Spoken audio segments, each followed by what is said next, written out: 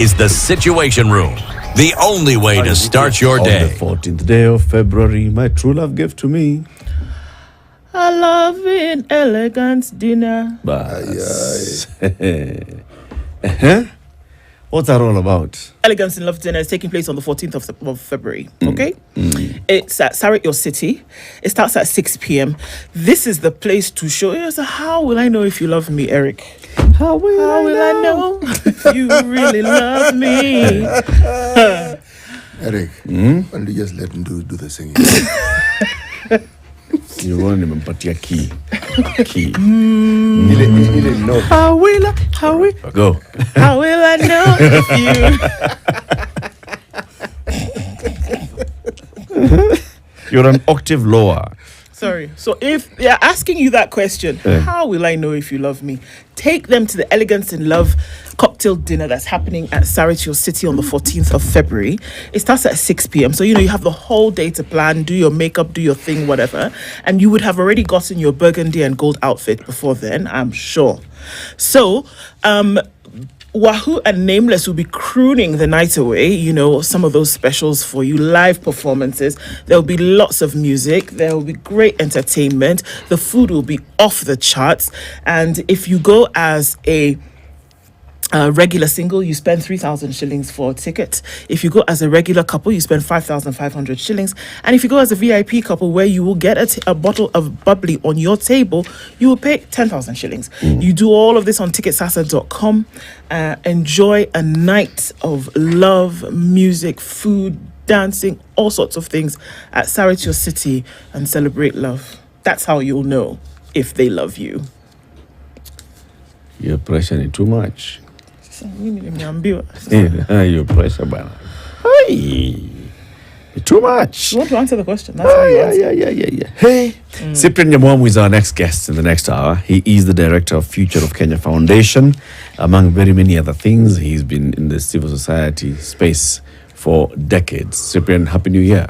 Happy New Year, Eric, and all of you, Team A. Hata team B pia wasalimie. You are the team A. You are looking good in the new year. You too. To see you, Cyprian. Yeah. You too. I've been following the excellent work you're doing, and you're helping the country.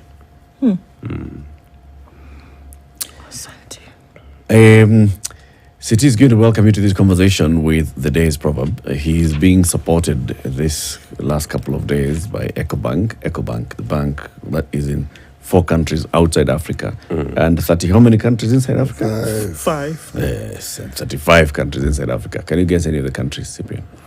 Where they are? Yes. Kenya, obviously. Did you say done? Yes. Yeah, I've been following them since they came here. Yeah, the leadership there have been our friends. I know they are very strong in West Africa. There's one strange country where they are very, very strong. Is it Cotonou or something like that? Where Cotonou is the capital, I think. Cotonou is in Benin. In Benin. Yeah. That's not the country. Okay. Lome. It's the Togo. headquarters. Yeah, in Togo. Togo. Yeah, Togo, Lome. Yeah. I know their headquarters there. Very good. Yeah. You know quite a bit about them. Tell us more, Ndu. 14,000 employees around their network. It's a big. It's a PanAfrican Bank, so you can imagine the representation from country to country.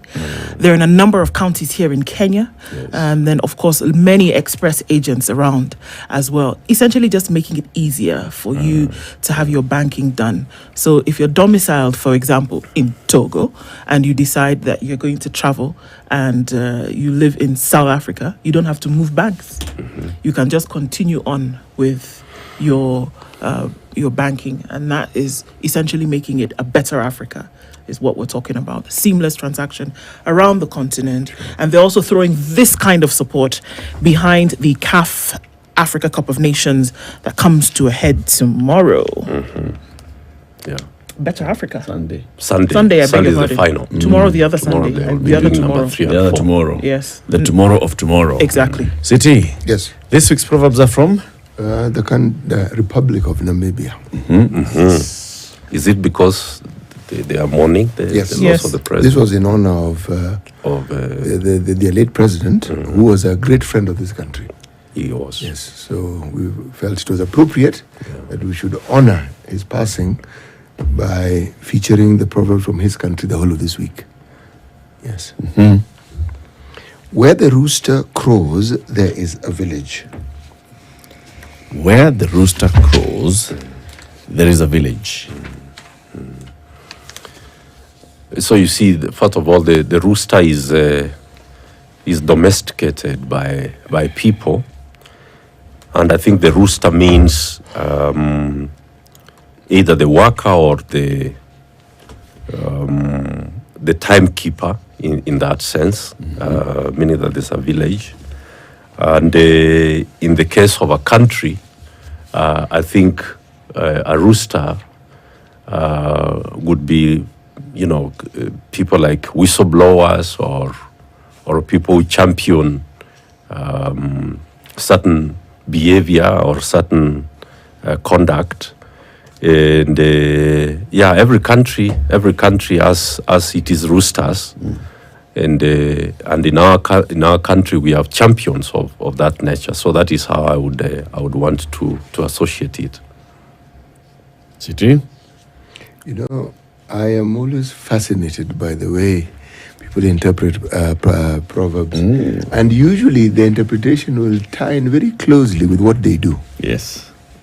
Meaning the lenses through which they look at life will greatly influence the flavor of the interpretation. Yes, it's a good interpretation. It's a good one. Yes, It's a good one. because a rooster, that crowing in the morning, it is whistle blowing. Tell you why, it's dawn. Get up. Every once in a while you find some crazy ones. 2 in the morning they're crowing and you're thinking, what is wrong with this rooster? Where I come from, we change those ones. Immediately. Yeah, immediately. Yeah, they are said to be bad omen, so they are slaughtered. And do you eat the bad omen? Well, of course. No, the meat is not the bad omen. It's the spirit. It's the spirit. It's the spirit. Our topic of conversation this morning when we invited you, Cyprian, is the cost of being poor in Kenya. Let me lay the context. We know what has happened in a village called Kianjai in Kirinyaga, where people went to consume alcohol at a pub called California, and many of them later developed complications. More than 10 have died. Many have gone blind. There's a story of one of those people. Agnes Wanjiko's husband, who was among those that were drinking on Sunday night at this California pub. He went home, slept. Following morning, Agnes Wanjiko goes to the market because that's what she does. She sells at the local market. She hears people saying that guys who were drinking at California last night, there are a few who have just developed sudden complications and died, and others are complaining. And she thought, my husband was in California, I left him home, so let me go back home and check. She goes back home, she finds the husband is fine. She asks him, are you okay? Yeah. Have you heard what has happened? No. What has happened? People have started dying. He's like, I'm fine. That's Monday. Spends the whole day Monday, okay. Tuesday, he starts developing complications. Like, he's feeling like he's seeing marudurudu. That is, seeing hazy things. And she's like, why don't you go get checked? The man says, nah, this will pass. I'm okay, I'm all right. I'm not feeling anything else anywhere. Tuesday night, he starts feeling complications in other parts of the body, complains of aches in his joints and legs. And they immediately decide, no, we need to take you to a health facility. On Wednesday morning, her husband woke up complaining of weakness in the legs. They wasted no time and took him to Njenga's health center. The medics referred him to Kerogoya Level 5 hospital due to the seriousness of his condition. She says, we made our way to the specialized facility, but the journey was prolonged due to our inability to raise the required 7,000 shillings for his treatment. Sadly, he succumbed as he was receiving treatment. This is somebody who was being taken to hospital, was being rushed to hospital, but they had to detour to look for money that would be necessary for his treatment. Now, we do not know, but probably because of the timing of arrival from Njenga's health center in their village to the Kerogoya level 5, as he was getting treatment, he died. We also have the stories of what happened in Embakasi last week. Many people were ending up in hospital, and we heard the stories of many saying that they would get to the facility, they're told, all right, we've run out of medicine, please go to the kiosks out there and buy medicine. Many did not have, many could not afford. Many people whose structures were demolished by the fire were left homeless. Many now had to be contributed for to go and live somewhere. The county government is said to have donated some money and said, you can go and live here for a bit. But that's just short term. No talk of long-term relocation or long-term support. Many of those in hospital, we've heard also very many accounts, many of those in hospital are nursing some severe burn injuries. Many will have to go through many months of treatment. Many of them were breadwinners for their families. Many will not be able to resume working for many months. There's no talk of support of what happens to them. Now, if you juxtapose this with what we see with other sectors of society or other social cadres, then you can see clearly that those who are poor pay a higher cost for just being alive. Whether it's treatment, even before the fire, the people in Embakasi, did they have piped water in their homes? No. Were they buying water? Yes. How much per liter compared to how much you're paying for water in other parts of the city where there's piped water being provided? Higher. How much are they paying to live on a day-to-day basis? Much higher. It's expensive to be poor in this country. Why, Cyprian? That is it's failed governance. Poverty is actually a manufactured condition. Nelson Mandela is the one who spoke about poverty as clearly as I can remember, and he actually called it a man-made condition. There's nowhere where there are poor people because of their ethnicity or their religion or anything else. It is because the poverty has been generated by the failed governance system in that place. So where you see poor people, you know that there is failed governance. And failed governance means there is failed leadership. There is failed leadership because everywhere on earth, there are people who have been given the obligation to take charge of the affairs of that place, even in family settings. I say that because you've captured it very well. I need to tell you that when I was living in Mathare, when I was in college, and I lived in Mathare and Kibera. Those days we used to call it Kibera. These days they call it Kibra. One of the things I realized is that my cost of cooking oil, particularly because I remember that, was always much higher than when I used to go and visit my sisters, for example, who were living in slightly better places like Buruburu. Because the reason is because we could not afford to buy cooking fat. Actually, it was cooking fat those days in large quantities. So the Mama Pimas who pima at the village level, at the slum level, only pima for you in terms of scoops of spoons. So they scoop one and you pay 10 bob for that. When you look at the number of scoops in a month and the amount of money you've paid, you realize that you actually pay like 2.5 times more. What that, to 1 kg. 1 kg or half a liter or half a kilo actually costs in a supermarket. So it is actually true that poorer nations and poorer people pay more for everything, mainly because they cannot be able to afford things at economies of scale.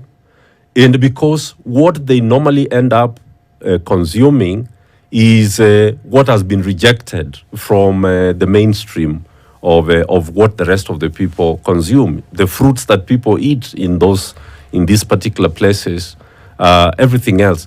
It is a massive disadvantage, and it is because of failed governance. The gas explosion that happened in Embakasi is because the Nairobi City County has not enforced the basic standards in terms of who can be able to operate gas dispensing and gas dealing in the city, for example.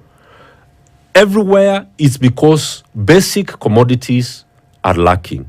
And to close that, Eric, I want to say that the day in 1990, 1992, all the way to 1995, that basic goods and basic services were privatized because of the IMF and World Bank SAPs, as we call them, SAPs, structural adjustment programs and conditions, is the day we threw away the country, because things that are supposed to be very basic for one to have dignity and the right to life were taken away.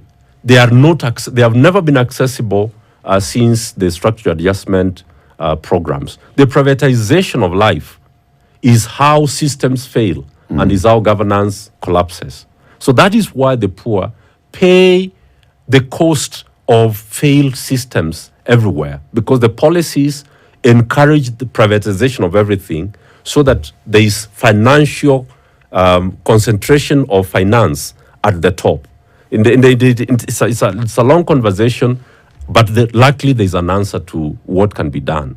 Right now, the condition is unbearable for most of Kenyans. You know, when you say unbearable, what do you mean?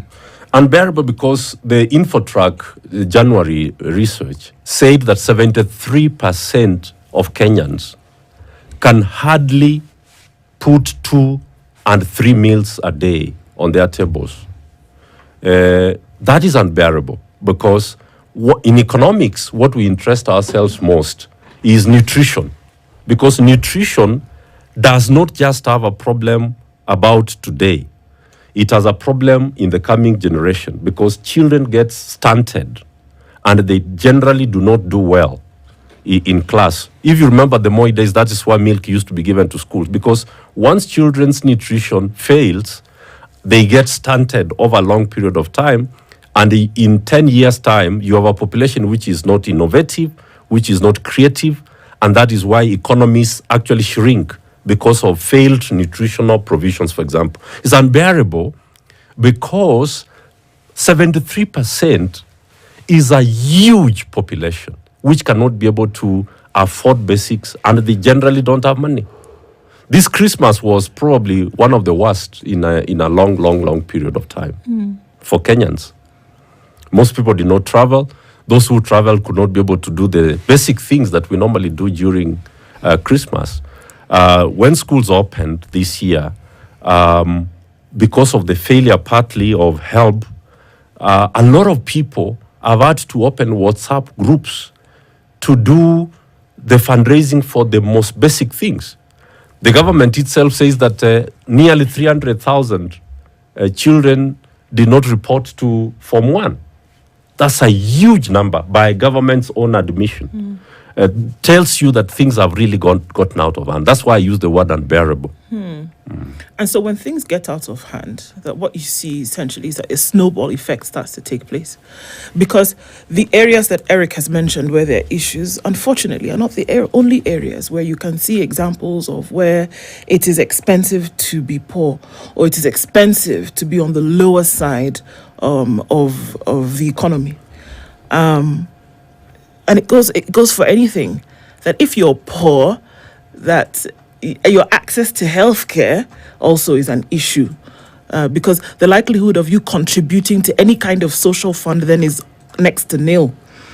that 500 shillings, that 700 shillings, that 1,000 shillings per month to be able to put towards a nest egg of insurance for future incidents of health is impossible. And not because you do not want to, because you're not aware of it, that you just don't have it. That if you're poor today in the country and your child is called to school, even if there is free education in the country, they will not report. Deem that whatever it may be, they will not report. We had an example of that in the studio last week, and that there are hundreds, I mean, it breaks my heart that there are hundreds of thousands of students today who did well, for all intents and purposes, did very well, but cannot go to school because their parents do not have 1,000 shillings, talk less of the 20,000 shillings, to take care of the full uniform. Right? It's expensive. If you're sick, you're doomed because it's expensive. If for some reason you break the law today and the justice system requires that you should pay fine or you should pay bail and you can get out, and you do not have that money, you remain on remand forever. Those are the live situations that we're talking about today. Yeah. If we can see them, those who are in positions of policy and action can see them too. What would it take? I don't think they see them. Oh, they see them. And that's why it makes it worse, Cyprian. They see them and they do not do anything about it. That's what makes it worse. For me, that is the ultimate wrongdoing that you can do to a nation. That you see the problem, and by not doing anything about it, you make a conscious decision not to. And for me, that worsens your position.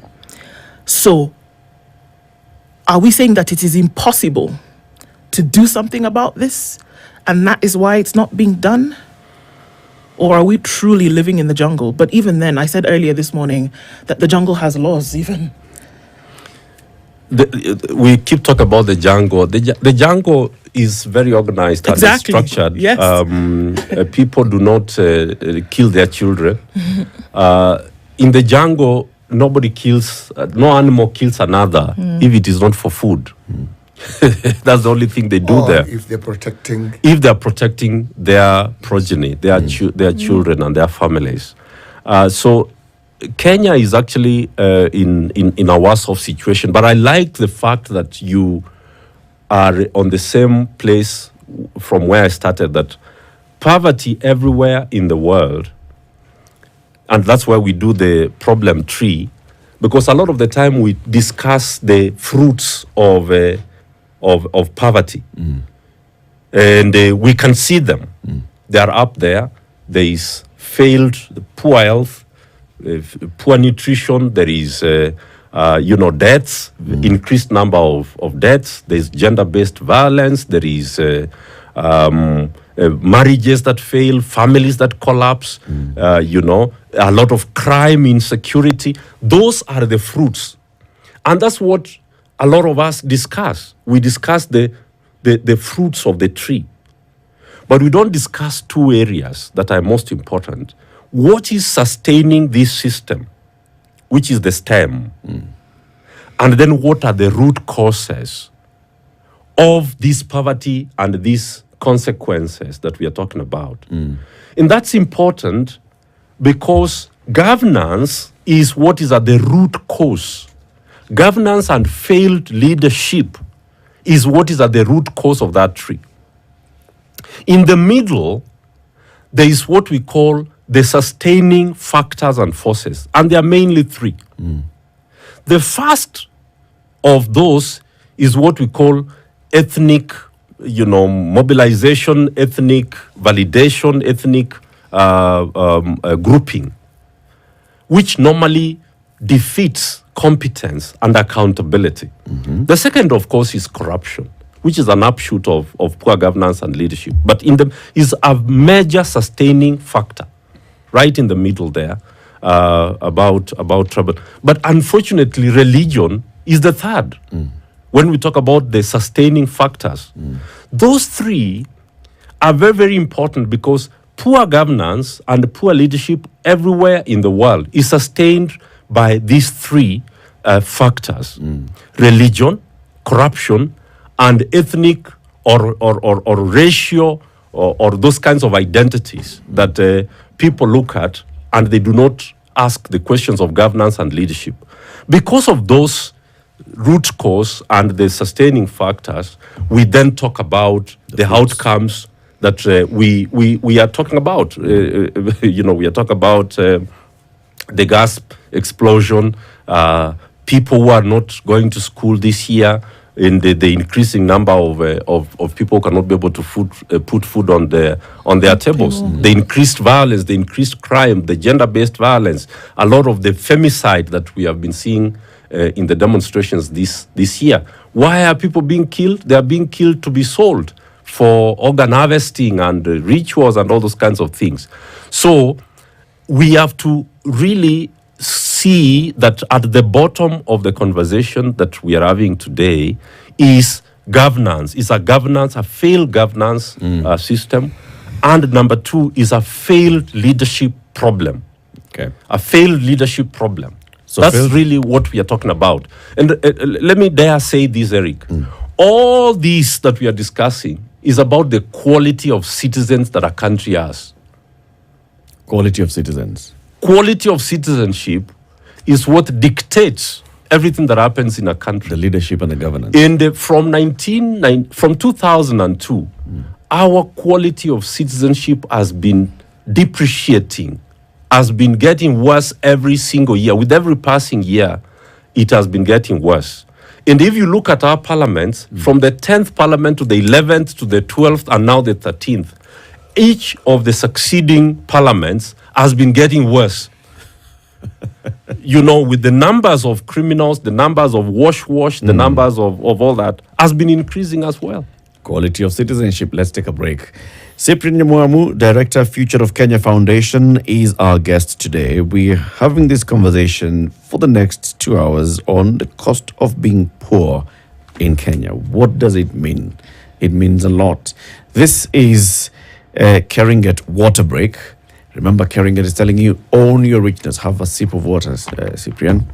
And City will remind you that Keringet water comes with a lot. It comes with minerals. Plenty of minerals.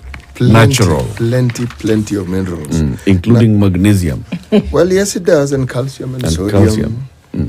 And zinc and iron. Now you'll ask, why am I looking at all these minerals? Well, it's really very simple. It starts with water. 60 to 70% of your body is actually water. Now, these minerals that we speak of are the ingredients required for every part of your body to actually function effectively. It's not really complicated. Now, if you look at all these minerals, they all do something different. Some minerals make your bones strong. Some make your teeth strong. Some help you avert cardiovascular diseases. Some help you with eyesight. And some help you with X, Y, and Z. There are all these things that are useful for you and very meaningful in your body. So when you drink water, you're drinking life. And your XYZ will be good. Yes. Very good. I actually wanted to ask what. Expensive to be poor in this country, and it means a lot to you. The other day, I think 2 years ago, we read a story in the news of a woman somewhere in Ruiru who was arrested and taken to police and had to spend some nights in police custody. She was arrested by a local kanjo because she had gone to dump garbage somewhere where the local community dumps garbage. Arrested, taken to court. She was slapped with a substantial amount as cash bail. She could not raise that money, so she stayed in. She left her children alone. Over 60% of people in remand today are petty offenders, are those facing petty crime charges. And many of them are there because they've been given a bond or bail of a certain amount, 1,000, 5,000, 10,000, and they cannot raise it. They can't. Even their families cannot contribute to raise enough to get them out. So they have to stay there to kitafuta pesa. Somebody stays for long. And this has a cost. Many of them are women who've left their children and they're the sole breadwinners who are incarcerated because they just cannot afford to put in the cash bail to get out. The judiciary is working on that, working on the bail and bond system to make it easier for people to go home. But this is already a cost. If you're arrested in Nairobi, depending on who you are, you could end up in Muthaiga police station, or you can walk out and board a matatu and take a superhighway. And walk barefooted left or towards right. Italy College. Yeah. Or you could be taken to Kamukunji police station, where, God help you if you're alive tomorrow morning. And these are stories that you hear all the time, all depending on whether you are poor or not. It's costly to be poor. You say, the root cause of this thing, let's look at it. Governance, failed governance. Yes. Leadership, failed leadership. All of them enabled by quality of citizenship. Now explain that, please. Let me tell you a small story. I've been to the police cells 19 times, as you would know, between 1996 and 2010. Just visiting for a night. Arrested for a night, we've been to committee, to industrial area, and a lot of these places. Government gave you a scholarship. I mean, 19 times I should have been given more than a scholarship. And one time, I was taken to, I think this must have been 2007, was arrested with Omtata and Mwalimu Mati, and this is when we were trying to stop Parliament from members of Parliament paying themselves gratuities. But the story I wanted to tell you, Eric, is this, that when I got to Modangari police station, this was the first time I was taken to Modangari. I'd been to Kamkunji and Mbakasi and a lot of these police stations here. When I got in, and because a lot of my colleagues from civil society, the National Human Rights Commission, lawyers, everybody came, Modangari was very hot for the police. So one of the things, when I got in, most of the people would recognize me. I got two cases that I will not take long in explaining. One of the cases was of a university graduate, a young man from Moranga, who had married. He was the firstborn. The parents had died. They are orphans, and he had married. He has two children. They were living in Kawangware. And what happened is that he was doing Mujengo. There are these Indian companies that do a lot of construction, and they carry them in vehicles and drop them at the entrance to Kawangware, to Kangemi, to these places. So the police have actually developed a strategy with the transporters, not the Indian contractors, but the transporters, because the transport is done by somebody. So what happens is that on Friday evening is when these guys do the last day, and they are paid on Saturdays. They are paid on Saturdays. So for these guys not to pay for the work done during that week, they agree with the police to wait for them at the entrance of Kawangware. And when the lorry is offloading them, they arrest this young man. And put them, that's why this particular weekend they were at Modangari police station when I was arrested and I went in there. And I asked them, how often does this happen? And I was told that it happens almost every week. Every Friday. And this is into Madare, this is into Kawangware, into Dandora. There are places where these people are dropped. And so that on Saturday morning, they are not there to pick their pay, because they work half day and then they pick their pay. So you get work done for you for the whole week, and on the day you are supposed to pay, you arrange for these guys to be arrested. And that's why 6 of them were at Modangari police station that particular weekend. Wow. I said, what kind of evil is that?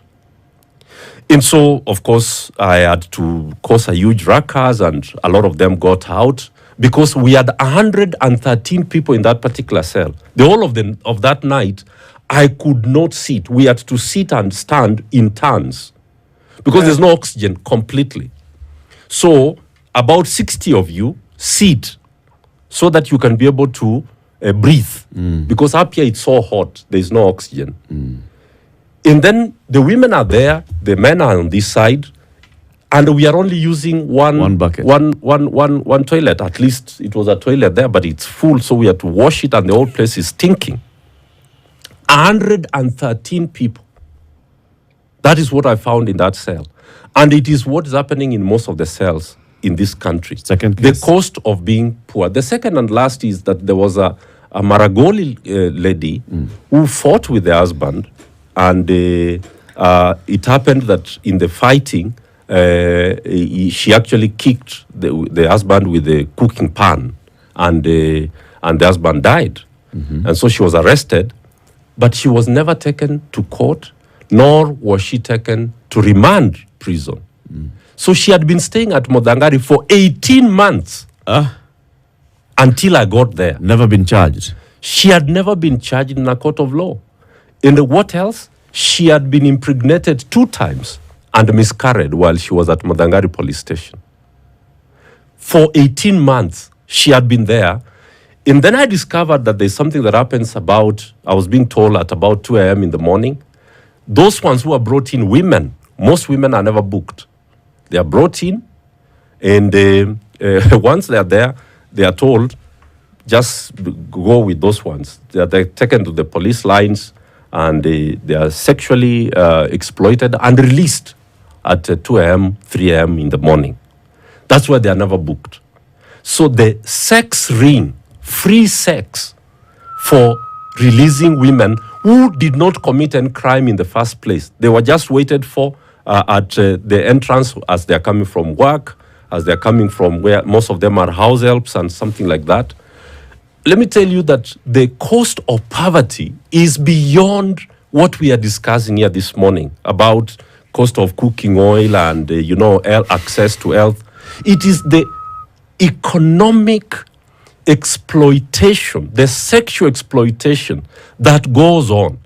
It is those women in Kisumu and in Siaya who have to give sex to be given fish to go and sell in the market.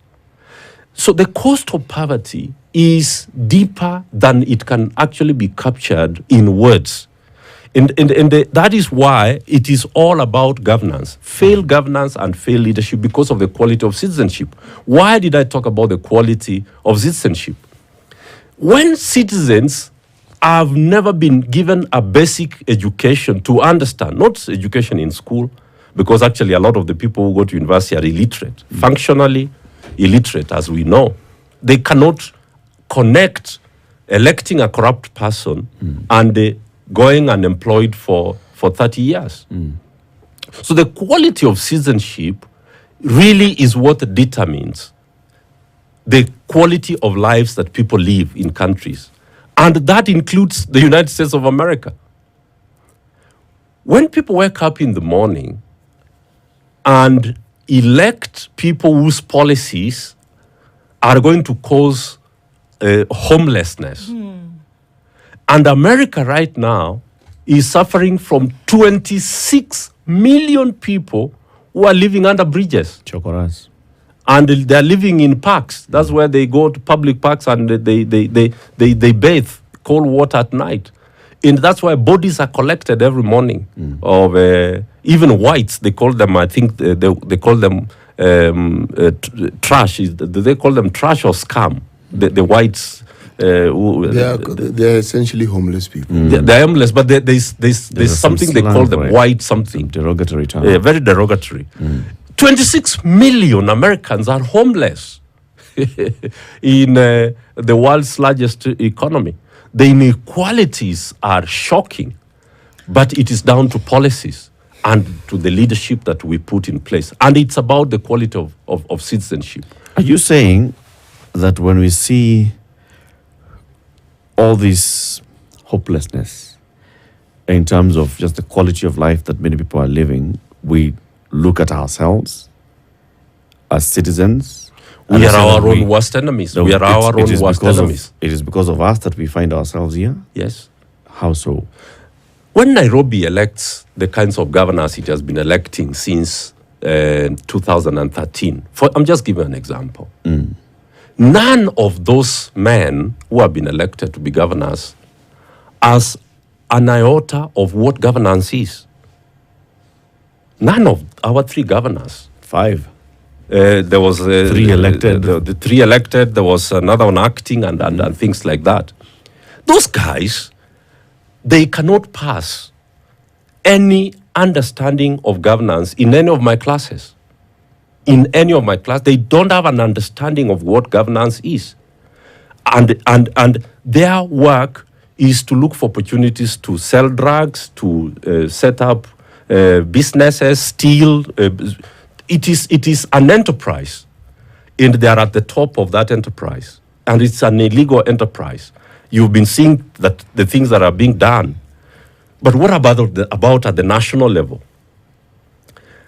How do people believe that by putting corrupt people in government, those corrupt people will then now be transformed when they are in office, and they will now make good policies? They will not tax them, they will not kill their businesses, and they will create jobs.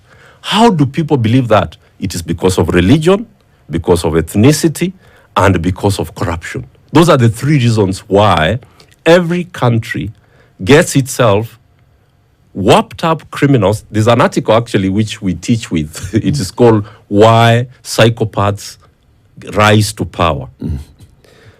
It is a very important study because citizens have never connected the quality of lives they live and the kinds of people they put in place.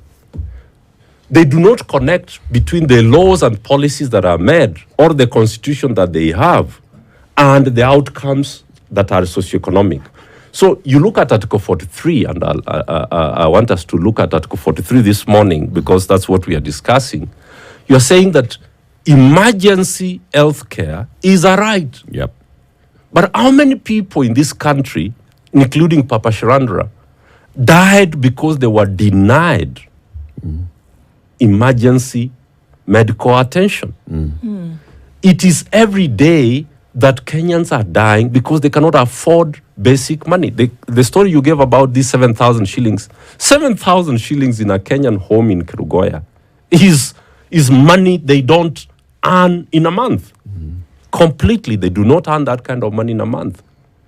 And so when you demand for that kind of a deposit, you are saying you've written the death sentence for this patient who would have accessed basic care and lived. And that's what we are doing to ourselves because we have failed as citizens to understand that the kinds of choices we make have consequences in terms of the policies that will be made and the outcomes that will follow. That is why 8.3 million of us did not cast a ballot in the last election. Nigeria has 220 million people. Only 97 million registered to vote, but only 28 million turned out. And Tinubu was elected by only 8 million. So you have 8 million people electing for your president who is going to impact on all the 220 million of you. So where were the rest of you when Tinubu was becoming president? They were sleeping. You see what I'm talking about? Yep. Cyprian, let me ask you something. Huh? If you look at the example you gave of the police, huh? Yes.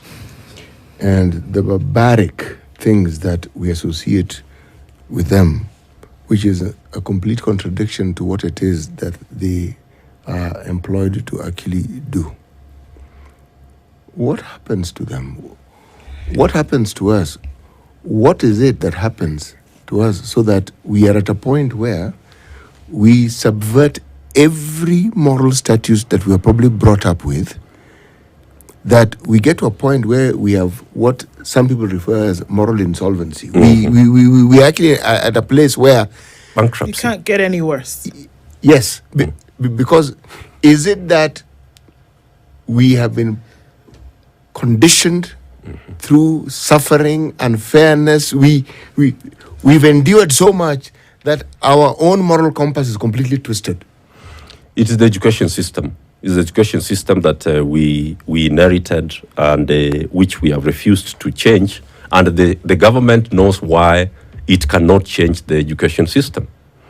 the education system is what gives you what we call ask, the attitudes, the skills, the knowledge. Every country gives its people, that's what we call formation of citizenship. You take people to an education system so that they can be able to get the certain attitudes, certain skills, and a certain type of knowledge. So because I don't want these people to be critical about governance and about leadership, Njoya wrote an article in 1977, Reverend Dr. Timothy Njoya, and he was talking about how people are zombified. And he was talking about the Kikuyu of Kenya. The zombification of the Kikuyu through Harambes. Harambes is probably the most powerful tool that is used to zombify people. Whether you go to Nigeria or Kenya or everywhere. How so? You see, when I come to your church and I have 1 million shillings, all right, but everybody in the church has been struggling to raise 10,000, 1,000, 2,000. People don't have money. And then I come and I, place 1 million shillings in the bishop or in the pastor's hands for building your church. I immediately become a savior and somebody who is good-hearted. Yeah.